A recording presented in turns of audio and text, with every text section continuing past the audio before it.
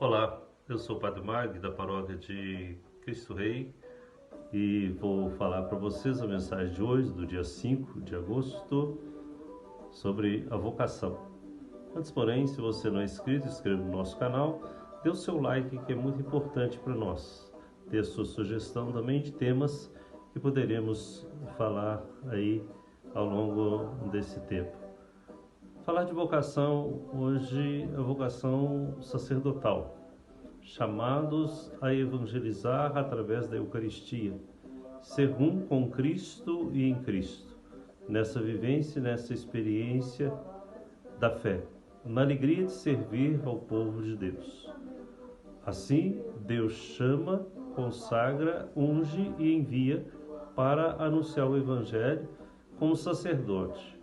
E isso é importante porque nós devemos servir a comunidade servindo com a Eucaristia e os sacramentos. Esses são os itens importantes da vocação. E vamos percebendo que até mesmo com os nossos defeitos e dificuldades, continuamos evangelizando.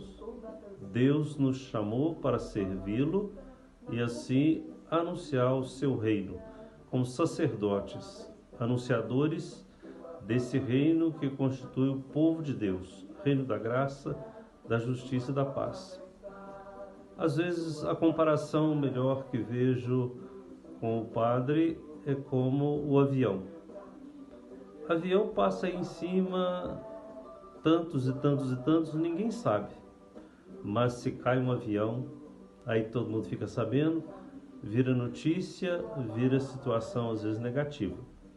O padre também é assim, quando todos vão evangelizando, acontecendo o evangelho, a Eucaristia, os sacramentos, a organização do povo, às vezes ele passa até despercebido, ninguém nem sabe que ali tem um padre.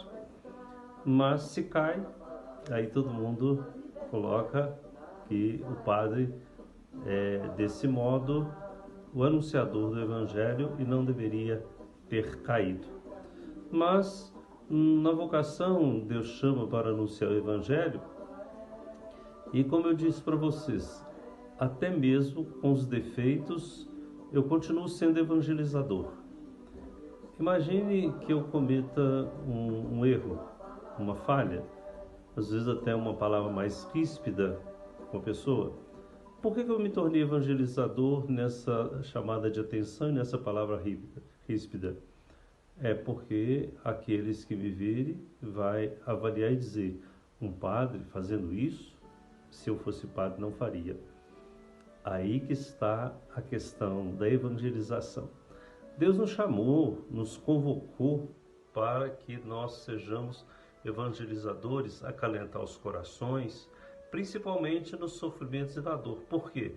Porque Jesus quer que nós vivamos a felicidade e a integridade da fé.